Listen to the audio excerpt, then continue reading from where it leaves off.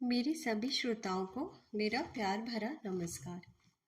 आज मैं आपके लिए लाई हूँ हिंदी के महान साहित्यकार प्रेमचंद जी की लिखी हुई एक कहानी जिसका शीर्षक है मर्यादा की विधि। प्रेमचंद जी की रचनाओं का काल रहा है 1906 से 1936 तक। तो प्रस्तुत है कहानी मर्यादा की विधि। यह वह समय था जब चित्तौड़ में मृदु भाषिणी मीरा प्यारी आत्माओं को ईश्वर प्रेम के प्याले पिलाती थी। रणछोड़ जी के मंदिर में जब भक्ति से विवल होकर वह अपने मधुर स्वरों में अपने पीयूष पूरित पदों को गाती तो श्रोतागण प्रेमानुराग से उन्मत्त हो जाते। प्रतिदिन यह स्वर्गीय आनंद उठाने के लिए सारे चित्तौड़ के लोग ऐसे उत्सुक होकर दौड़ते जैसे दिन भर की प्यासी गायें दूर से किसी सरोवर को देखकर उसकी ओर दौड़ती हैं। इस प्रेम सुधा सागर से केवल चित्तौड़ वासियों की ही तृप्ति ना होती थी, बल्कि समस्त राजपूताना की मरुभूमि प्लावित हो जाती थी। एक बार ऐसा संयोग हुआ कि झालावाड़ के राव साहब और मंदार राज के कुमार दोनों ही लाव लश्कर के साथ चित्तौड़ आए। राव साहब के साथ राजकुमारी प्रभा भी थी, जिसके रूप और गुण की दूर दूर तक चर्चा थी। यही रणछोड़ जी के मंदिर में दोनों की आंखें मिली, प्रेम ने बाण चलाया। राजकुमार सारे दिन उदासीन भाव से शहर की गलियों में घूमा करता। राजकुमारी विरह से व्यथित अपने महल के झरोकों से झांका करती। दोनों व्याकुल होकर संध्या समय मंदिर में आते और यहाँ चंद्र को देखकर कुमुदनी खिल जाती। प्रेम प्रवीणा मीरा ने कई बार इन दोनों प्रेमियों को सतृष्ण नेत्रों से परस्पर देखते हुए पाकर उनके मन के भावों को ताड़ लिया। एक दिन कीर्तन के पश्चात जब झालावाड़ के राव साहब चलने लगे तो उसने मंदार के राजकुमार को बुलाकर उनके सामने खड़ा कर दिया और कहा, राव साहब, मैं प्रभा के लिए यह वर लाई हूँ, आप इसे स्वीकार कीजिए। प्रभा लज्जा से गड़ सी गई। राजकुमार के गुणशील पर राव साहब पहले से ही मोहित हो रहे थे। उन्होंने तुरंत उसे छाती से लगा लिया। उसी अवसर पर चित्तौड़ के राणा भोजराज भी मंदिर में आए। उन्होंने प्रभा का मुखचंद्र देखा, उनकी छाती पर सांप लूटने लगा। झालावाड़ में बड़ी धूम थी। राजकुमारी प्रभा का आज विवाह होगा। मंदार से बारात आएगी। मेहमानों की सेवा सम्मान की तैयारियां हो रही थी। दुकानें सजी हुई थी। नौबत खाने आमोदालाप से गूंजते थे। सड़कों पर सुगंधी छिड़की जाती थी। अट्टालिकाएं पुष्पलताओं से शोभायमान थी। पर जिसके लिए ये सब तैयारियां हो रही थी वह अपनी वाटिका की एक वृक्ष के नीचे उदास बैठी हुई रो रही थी। रानीवास में डोमनियां आनंद उत्सव के गीत गा रही थी। कहीं सुंदरियों के हाव भाव थे, कहीं आभूषणों की चमक दमक, कहीं हास परिहास की बहार। नाइन बात बात पर तेज होती थी। मालिन गर्व से फूली न समाती थी। धोबिन आंखें दिखाती थी। कुम्हारिन मटके सास के समान फूली हुई थी। मंडप के नीचे पुरोहित जी बात बात पर स्वर्ण मुद्राओं के लिए ठुनकते थे। रानी सिर के बाल खोले भूखी प्यासी चारों ओर दौड़ती थी। सबकी बौछारें सहती थी और अपने भाग्य को सराहती थी। दिल खोलकर हीरे जवाहिर लुटा रही थी। आज प्रभा का विवाह है। बड़ी भाग्य से ऐसी बातें सुनने में आती हैं। सबके सब अपनी अपनी धुन में मस्त है। किसी को प्रभा की फिक्र नहीं है जो वृक्ष के नीचे अकेली बैठी रो रही है। एक रमणी ने आकर नाइन से कहा, बहुत बढ़ चढ़ का बात न कर, कुछ राजकुमारी का भी ध्यान है, चल उनके बाल गूंथ। नाइन ने दांतों तले जीभ दबाई। दोनों प्रभा को ढूंढती हुई बाग में पहुंची। प्रभा ने उन्हें देखते ही आंसू पोंछ डाले। नाइन मोतियों से मांग भरने लगी और प्रभा सिर नीचे किए आंखों से मोती बरसाने लगी। रमणी ने सजल नेत्र होकर कहा, बहन, दिल इतना छोटा मत करो। मुंह मांगी मुराद पाकर इतनी उदास क्यों होती हो?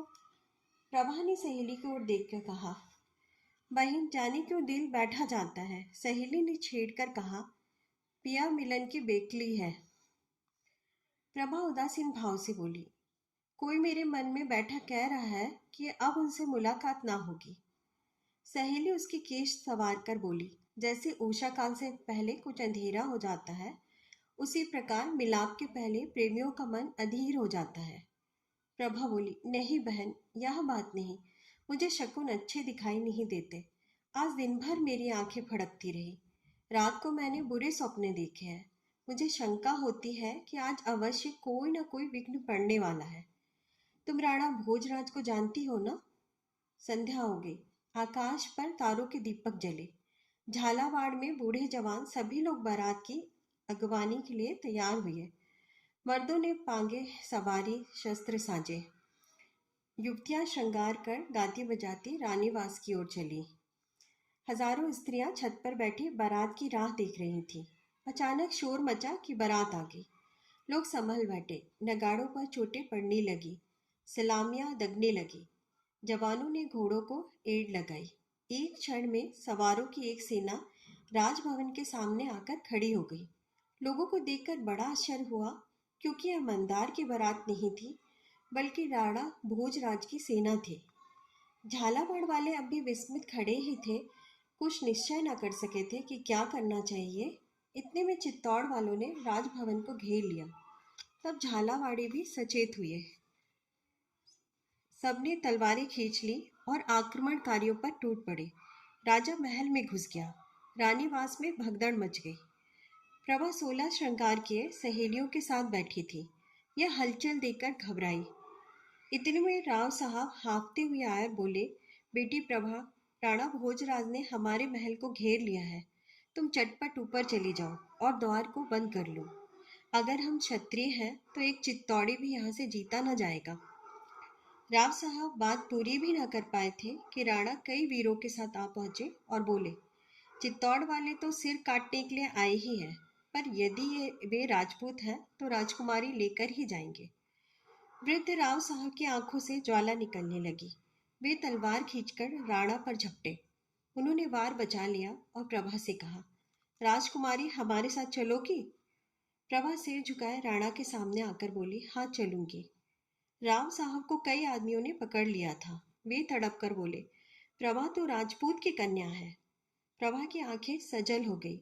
बोली, राणा भी तो राजपूतों के कुल तिलक है। राव साहब ने क्रोध में आकर कहा, निर्लज्जा! कटार के नीचे पड़ा बलिदान का पशु जैसे दीन दृष्टि से देखता है, उसी भांति प्रभा ने राव साहब की ओर देखकर कहा, जिस झालावाड़ की गोद में पली हूं, क्या उसे रक्त से रंगवा दूं? राव साहब ने क्रोध से कांपकर कहा, क्षत्रियों का रक्त इतना प्यारा नहीं होता। मर्यादा पर प्राण देना उनका धर्म है। तब प्रभा की आंखें लाल हो गई। चेहरा तमतमाने लगा। बोली, राजपूत कन्या अपने सतीत्व की रक्षा आप कर सकती है। इसके लिए रुधि प्रवाह की आवश्यकता नहीं।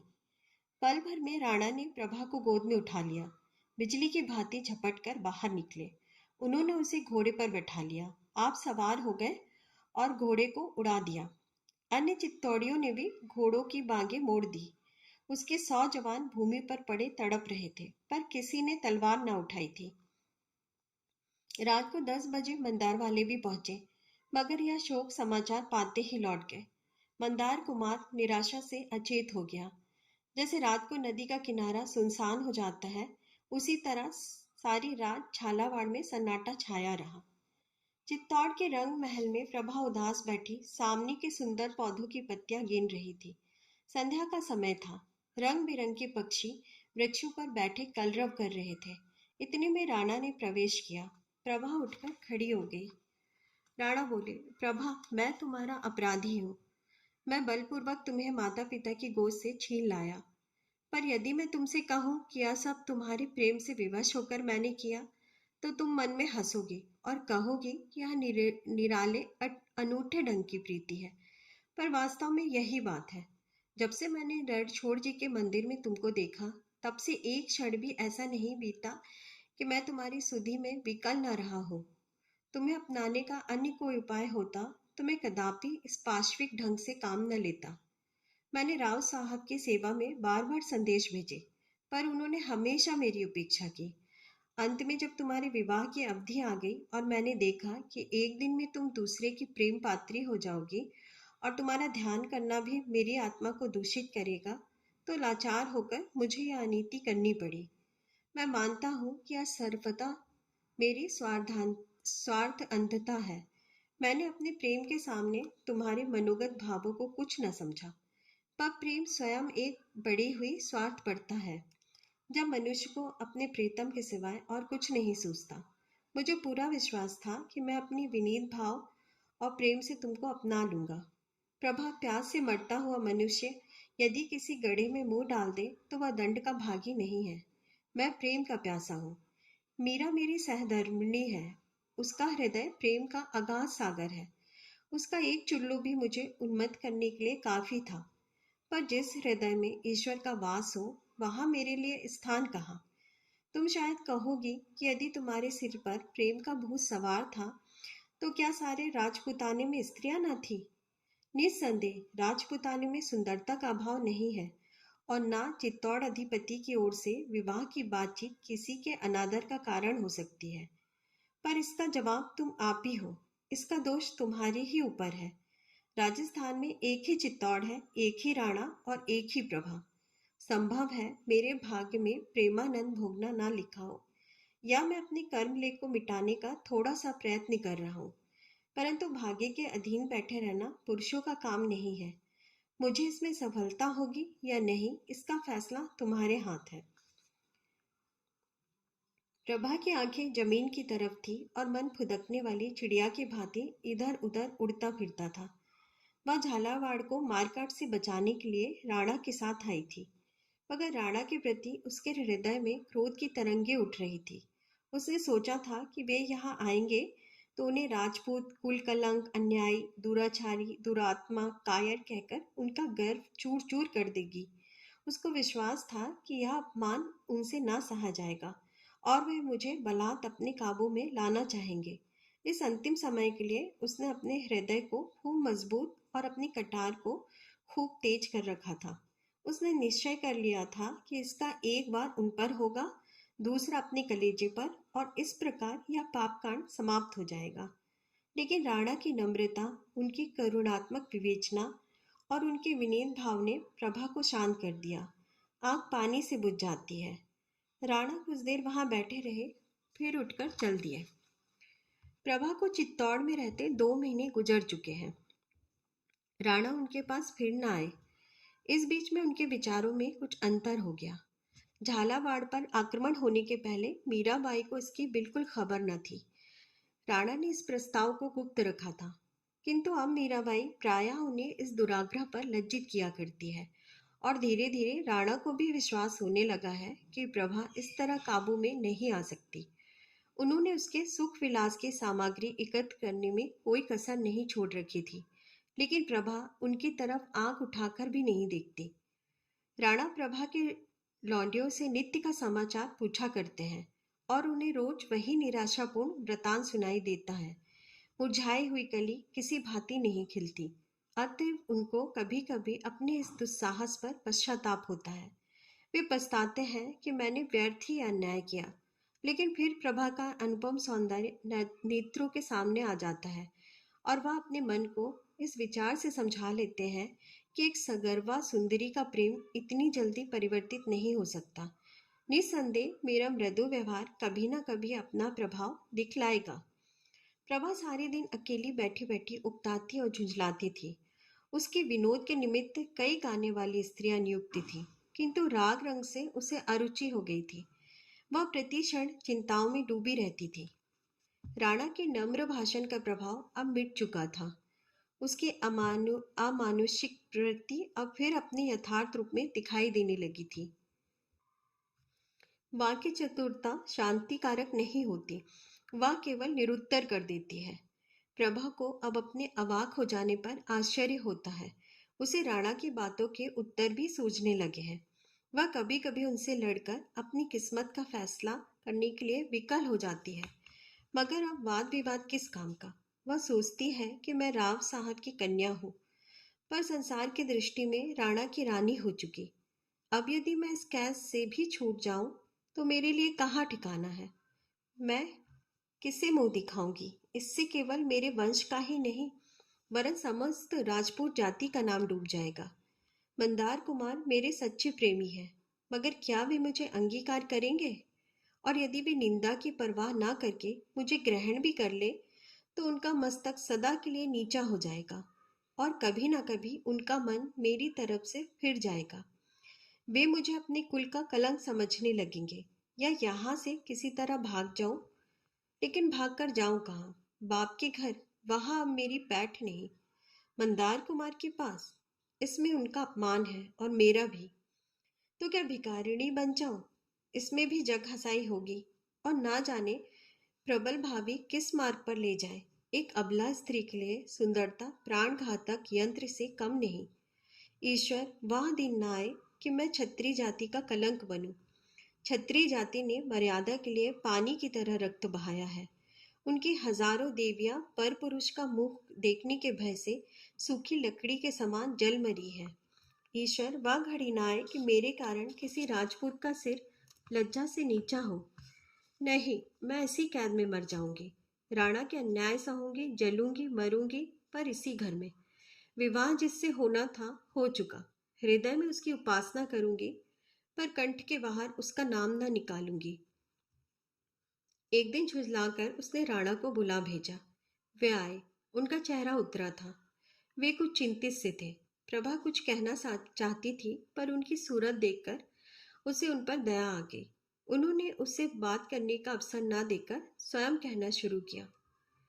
प्रभा, तुमने आज मुझे बुलाया है, ये मेरा सौभाग्य है। तुमने मेरी सुधि तो ली, मगर यह मत समझो कि मैं मृदुवाणी सुनने की आशा लेकर आया हूँ। नहीं, मैं जानता हूँ जिसके लिए तुमने मुझे बुलाया है। यह लो, तुम्हारा अपराधी तुम्हारे सामने खड़ा है। उसे जो दंड चाहो दो। मुझे अब तक आने का साहस ना हुआ, इसका कारण यही दंड भय था। तुम शतराणी हो और शतराणियां क्षमा करना नहीं जानती।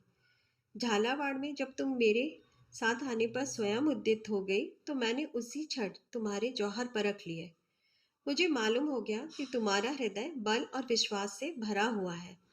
उसे काबू में लाना सहज नहीं। तुम नहीं जानती कि यह 1 मास मैंने किस तरह काटा है। तड़प तड़प कर मर रहा हूँ, पर जिस तरह शिकारी बिफरी हुई सेहनी के सम्मुख जाने से डरता है, वही दशा मेरी थी। मैं कई बार आया, यहाँ तुमको उदास त्वरे चढ़ाए बैठे देखा। मुझे अंदर पैर रखने का साहस ना हुआ। मगर आज मैं बिना बुलाया मेहमान नहीं हूँ। तुमने मुझे बुलाया है और तुम्हें अपने मेहमान का स्वागत करना चाहिए। हृदय से ना सही, जहाँ अग्नि प्रज्वलित हो वहाँ ठंडक कहाँ। बातों ही से सही, अपने भावों को दबाकर ही सही, मेहमान का स्वागत करो। संसार में शत्रु का आदर मित्रों से भी अधिक किया जाता है। प्रभा, एक क्षण के लिए क्रोध को शांत करो और मेरे अपराधों पर विचार करो। तुम मेरे ऊपर यही दोषारोपण कर सकती हो कि मैं तुम्हें माता पिता की गोद से छीन लाया। तुम जानती हो, कृष्ण भगवान रुक्मिणी को हर लाए थे। राजपूतों में यह कोई नई बात नहीं है। तुम कहोगी इससे झालावाड़ वालों का अपमान हुआ, पर ऐसा कहना कदापि ठीक नहीं। झालावाड़ वालों ने वही किया जो मर्दों का धर्म था। उनका पुरुषार्थ देखकर हम चकित हो गए। यदि वे कृतकार्य नहीं हुए तो यह उनका दोष नहीं है। वीरों की सदैव जीत नहीं होती। हम इसलिए सफल हुए कि हमारी संख्या अधिक थी और इस काम के लिए तैयार होकर गए थे। वे निशंक थे, इस कारण उनकी हार हुई। यदि हम वहां से शीघ्र ही प्राण बचाकर भाग न आते तो हमारी गति वही होती जो राव साहब ने कही थी। एक भी चितौड़ी न बचता। लेकिन ईश्वर के लिए यह मत सोचो कि मैं अपने अपराध के दोषण को मिटाना चाहता हूँ। नहीं, मुझसे अपराध हुआ है और मैं हृदय से उस पर लज्जित हूँ। पर अब तो जो कुछ होना था हो चुका। अब इस बिगड़े हुए खेल को मैं तुम्हारे ऊपर छोड़ता हूँ। यदि मुझे तुम्हारे हृदय में कोई स्थान मिले तो मैं उसे स्वर्ग समझूंगा। डूबते हुए को तिनके का सहारा भी बहुत है। क्या यह संभव है? प्रभा बोली, नहीं। राणा, झालावाड़ जाना चाहती हो? प्रभा, नहीं। राणा, मंदार के राजकुमार के पास भेज दूं? प्रभा, कदापि नहीं। राणा, लेकिन मुझसे या तुम्हारा कुर्ना देखा नहीं जाता। प्रभा, आप इस कष्ट से शीघ्र ही मुक्त हो जाएंगे। राणा ने भयभीत दृष्टि से देखकर कहा, जैसी तुम्हारी इच्छा। और वे वहां से उठकर चले गए। 10 बजे रात का समय था। रणछोड़ जी के मंदिर में कीर्तन समाप्त हो चुका था और वैष्णव साधु बैठे हुए प्रसाद पा रहे थे। मीरा स्वयं अपने हाथ से थाल ला लाकर उनके आगे रखती थी। साधुओं और अभ्यागतों के आदर सत्कार में उस देवी को आत्मिक आनंद प्राप्त होता था। साधुगण जिस प्रेम से भोजन करते थे, उससे यह शंका होती थी कि स्वादपूर्ण वस्तुओं में कहीं भक्ति भजन से भी अधिक सुख तो नहीं है। यह सिद्ध हो चुका है कि ईश्वर की दी हुई वस्तुओं का सदुपयोग ही ईश्वर उपासना की मुख्य रीति है। इसलिए ये महात्मा लोग उपासना के ऐसे अवसरों को क्यों खोते? वे कभी पेट पर हाथ फेरते तो कभी अपने आसन बदलते थे। मुंह से नहीं कहना तो वे घोर पाप के समान समझते थे। यह भी मानी हुई बात है कि जैसी वस्तुओं का हम सेवन करते हैं, वैसी ही आत्मा भी बनती है। इसलिए वे महात्मा गण घी और खोए से उदर को खूब भर रहे थे। पर उन्हीं में से एक महात्मा ऐसे भी थे जो आंखें बंद किए ध्यान में मग्न थे, थाल की ओर ताकते भी ना थे। इनका नाम प्रेमानंद था। ये आज ही आए थे। इनके चेहरे पर कांति झलकती थी। अन्य साधु खाकर उठ गए, परंतु उन्होंने थाल छुआ भी नहीं। मीरा ने हाथ जोड़कर कहा, महाराज, आपने प्रसाद को छुआ भी नहीं। दासी से कोई अपराध तो नहीं हुआ? साधु, नहीं, इच्छा नहीं थी। मीरा, पर मेरी विनय आपको माननी पड़ेगी। साधु, मैं तुम्हारी आज्ञा का पालन करूंगा तो तुमको भी मेरी एक बात माननी होगी। मीरा, कहिए, क्या आज्ञा है? साधु, माननी पड़ेगी। मीरा, मानूंगी। साधु, वचन देती हो? मीरा, वचन देती हूँ, आप प्रसाद पाए। मीराबाई ने समझा था कि साधु कोई मंदिर बनवाने में कोई यज्ञ पूर्ण करा देने की याचना करेगा। ऐसी बातें नित्य प्रति हुआ ही करती थी और मीरा का सर्वस्व साधु सेवा के लिए अर्पित था। परंतु उसके लिए साधु ने ऐसी कोई याचना नहीं की। वह मीरा के कानों के पास मुंह ले जाकर बोला, आज 2 घंटे के बाद राजभवन का चोर दरवाजा खोल देना। मीरा विस्मित होकर बोली, आप कौन हैं? साधु, मंदार का राजकुमार। मीरा ने राजकुमार को सिर से पांव तक देखा। नेत्रों में आदर की जगह घृणा थी। कहा, राजपूत यूं छल नहीं करते। राजकुमार, यह नियम उस अवस्था के लिए है जब दोनों पक्ष समान शक्ति रखते हो। मीरा, ऐसा नहीं हो सकता। राजकुमार, आपने वचन दिया है, उसका पालन करना होगा। मीरा, महाराज की आज्ञा के सामने मेरे वचन का कोई महत्व नहीं। राजकुमार, मैं यह कुछ नहीं जानता। यदि आपको अपने वचन की कुछ भी मर्यादा रखनी है तो उसे पूरा कीजिए। मीरा सोचकर, महल में जाकर क्या करोगे? राजकुमार, नई रानी से 2-2 बातें। मीरा चिंता में विलीन हो गई। एक तरफ राणा की कड़ी आज्ञा थी और दूसरी तरफ अपना वचन और उसका पालन करने का परिणाम। कितनी ही पौराणिक घटनाएं उसके सामने आ रही थी। दशरथ ने वचन पालने के लिए अपने प्रिय पुत्र को वनवास दे दिया। मैं वचन दे चुकी हूँ, उसे पूरा करना मेरा परम धर्म है। लेकिन पति की आज्ञा को कैसे तोड़ूं? यदि उनकी आज्ञा के विरुद्ध करती हूँ तो लोक और परलोक दोनों बिगड़ते हैं। क्यों ना उनसे स्पष्ट कह दूं? क्या वे मेरी यह प्रार्थना स्वीकार न करेंगे? मैंने आज तक उनसे कुछ नहीं मांगा। आज उनसे यह दान मांगूंगी।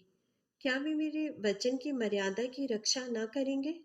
उनका हृदय कितना विशाल है। निस्संदेह वे मुझ पर वचन तोड़ने का दोष न लगने देंगे। इस तरह मन में निश्चय करके वह बोली, कब खोल दूं? राजकुमार ने उछलकर कहा, आधी रात को। मीरा, मैं स्वयं तुम्हारे साथ चलूंगी। राजकुमार, क्यों? मीरा, तुमने मेरे साथ छल किया है, मुझे तुम्हारा विश्वास नहीं है। राजकुमार ने लज्जित होकर कहा, अच्छा, तो आप द्वार पर खड़ी रहिएगा। मीरा, यदि फिर कोई दगा दिया तो जान से हाथ धोना पड़ेगा। राजकुमार, मैं सब कुछ सहने के लिए तैयार हूँ। मीरा यहाँ से राणा की सेवा में पहुंची। वे उसका बहुत आदर करते थे। वे खड़े हो गए। इस समय मीरा का आना एक असाधारण बात थी। उन्होंने पूछा, भाई जी, क्या आज्ञा है? मीरा, आपसे भिक्षा मांगने आई हूँ, निराश ना कीजिएगा। मैंने आज तक आपसे कोई विनती नहीं की, पर आज एक ब्रह्मफास में फंस गई हूँ। इसमें से मुझे आप ही निकाल सकते हैं। मंदार के राजकुमार को तो आप जानते हैं? राणा, हाँ, अच्छी तरह। मीरा, आज उसने मुझे बड़ा धोखा दिया। एक वैष्णव महात्मा का रूप धारण कर रणछोड़ जी के मंदिर में आया और उसने छल करके मुझे वचन देने पर बाध्य किया। मेरा साहस नहीं होता कि उसकी कपट विनय आपसे कहूँ।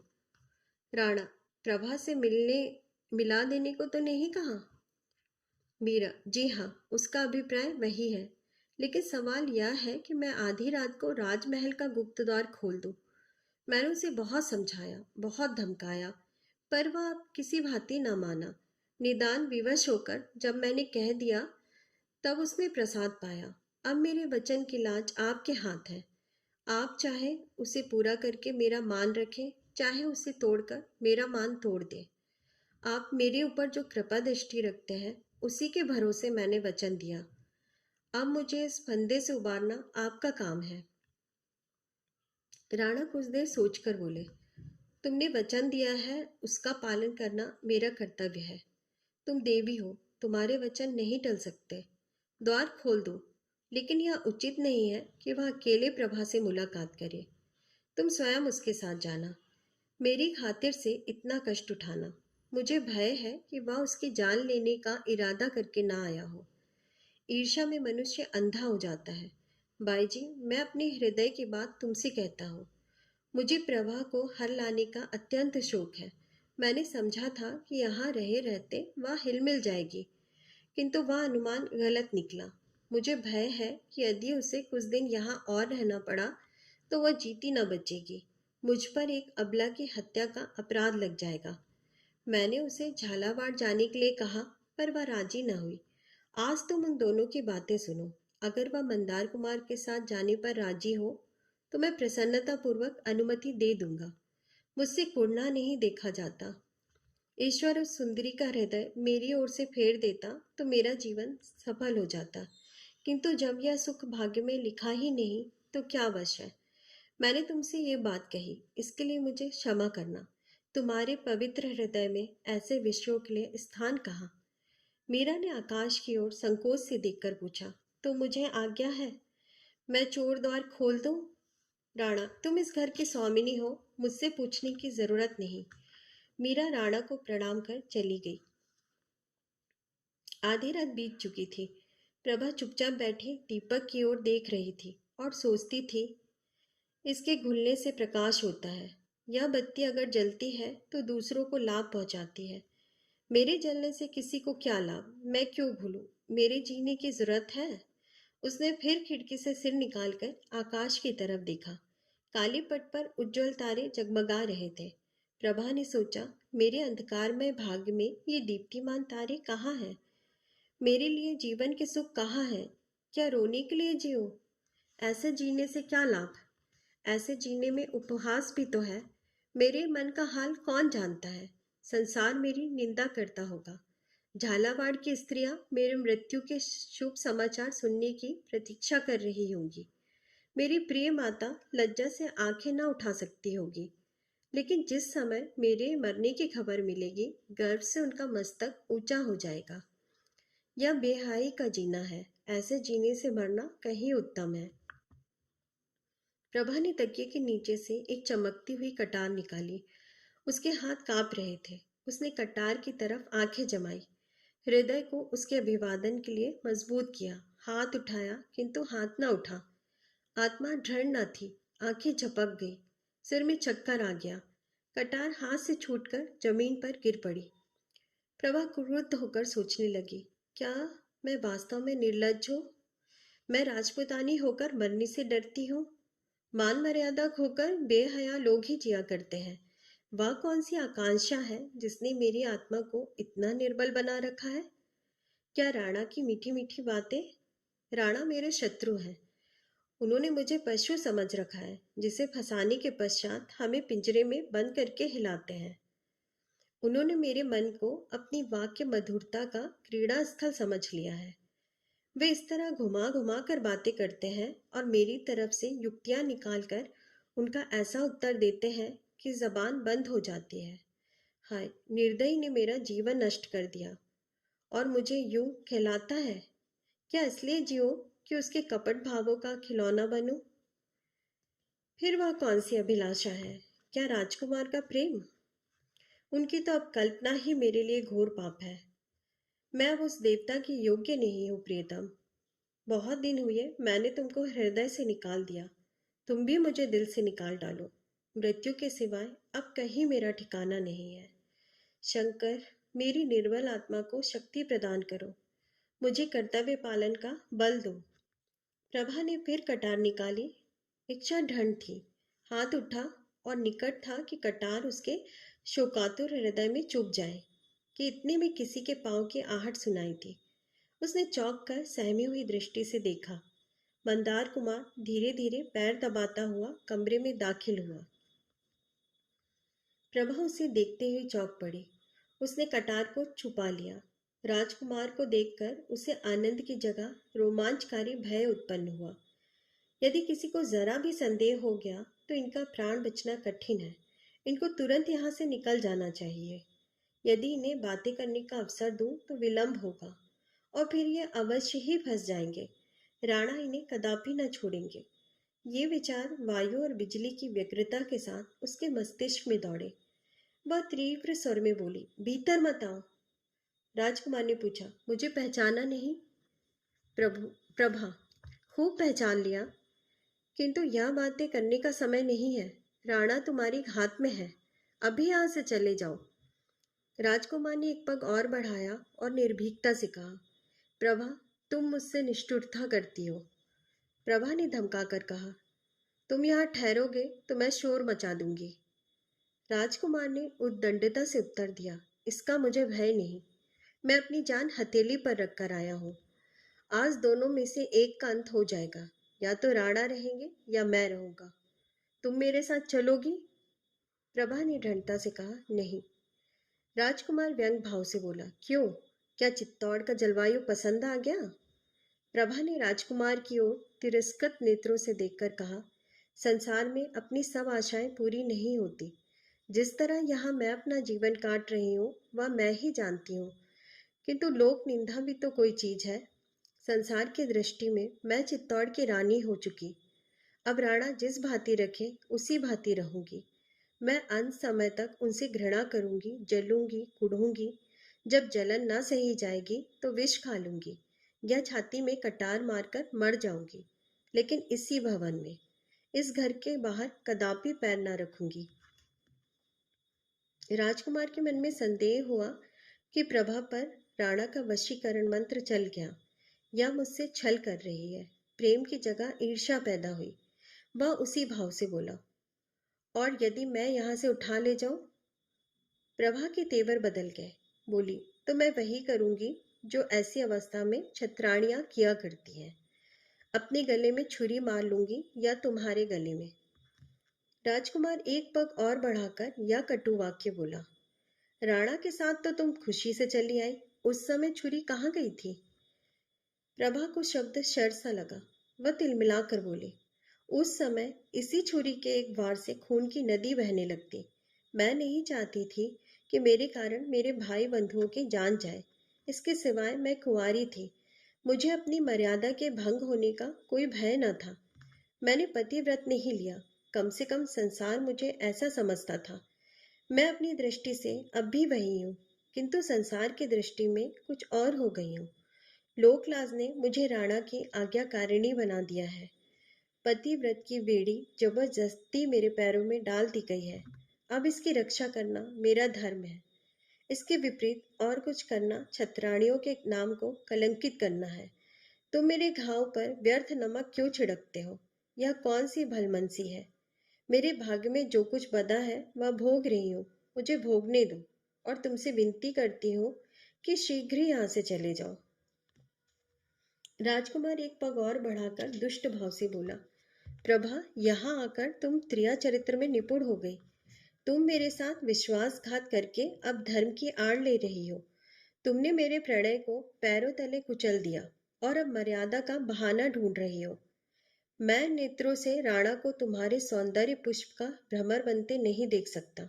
मेरी कामनाएं मिट्टी में मिलती हैं तो तुम्हें लेकर जाएंगी। मेरा जीवन नष्ट होता है तो उसके पहले तुम्हारा जीवन का भी अंत होगा। तुम्हारी बेवफाई का यही दंड है। बोलो, क्या निश्चय करती हो? इस समय मेरे साथ चलती हो या नहीं? किले के बाहर मेरे आदमी खड़े हैं। प्रभा ने निर्भयता से कहा, नहीं। राजकुमार, सोच लो, नहीं तो पछताओगी। प्रभा, खूब सोच लिया। राजकुमार ने तलवार खींच ली और वह प्रभा की तरफ लपके। प्रभा भय से आंखें बंद किए एक कदम पीछे हट गई। मालूम होता था उसे मूर्छा आ जाएगी। अकस्मात राणा तलवार लिए वेग के साथ कमरे में दाखिल हुए। राजकुमार संभल कर खड़ा हो गया।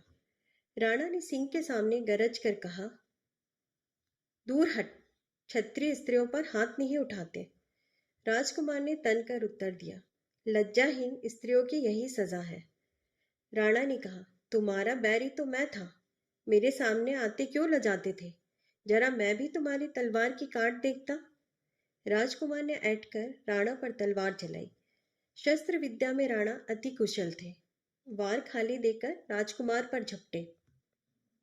इतने में प्रभा, जो मूर्छित अवस्था में दीवार से चिमटी खड़ी थी, बिजली की तरह कौंध कर राजकुमार के सामने खड़ी हो गई। राणा वार कर चुके थे। तलवार का पूरा हाथ उसके कंधे पर पड़ा। रक्त की फुहार छूटने लगी। राणा ने ठंडी सांस ली और उन्होंने तलवार हाथ से फेंककर गिरती हुई प्रभा को संभाल लिया। क्षण मात्र में प्रभा का मुखमंडल वर्णविहीन हो गया, आंखें बुझ गई, दीपक ठंडा हो गया। मंदार कुमार ने भी तलवार फेंक दी और वह आंखों में आंसू भर प्रभा के सामने घुटने टेक कर बैठ गया। दोनों प्रेमियों की आंखें सजल थी, पतंगे बुझे हुए दीपक पर जान दे रहे थे। प्रेम के रहस्य निराले हैं। अभी एक क्षण हुआ, राजकुमार प्रभा पर तलवार लेकर झपटा था। प्रभा किसी प्रकार उसके साथ चलने पर उद्यत न होती थी। लज्जा का भय, धर्म की बेड़ी, कर्तव्य की दीवार रास्ता रोके खड़ी थी। परंतु उसे तलवार के सामने देखकर उसने उस पर अपना प्राण अर्पण कर दिया। प्रीति की प्रथा निभा दी, लेकिन अपने वचन के अनुसार उसी घर में। हाँ, प्रेम के रहस्य निराले हैं। अभी एक क्षण पहले राजकुमार प्रभा पर तलवार लेकर झपटा था। उसके खून का प्यासा था। ईर्ष्या की अग्नि उसके हृदय में दहक रही थी। वह रुधिर की धारा से शांत हो गई। कुछ देर तक वह अचेत बैठा रहा, फिर उठा और उसने तलवार उठाकर जोर से अपनी छाती में चुभा ली। फिर रक्त की फुहार निकली, दोनों धाराएं मिल गई और उनमें कोई भेद न रहा। प्रभा उसके साथ चलने पर राजी न थी, किंतु वह प्रेम के बंधन को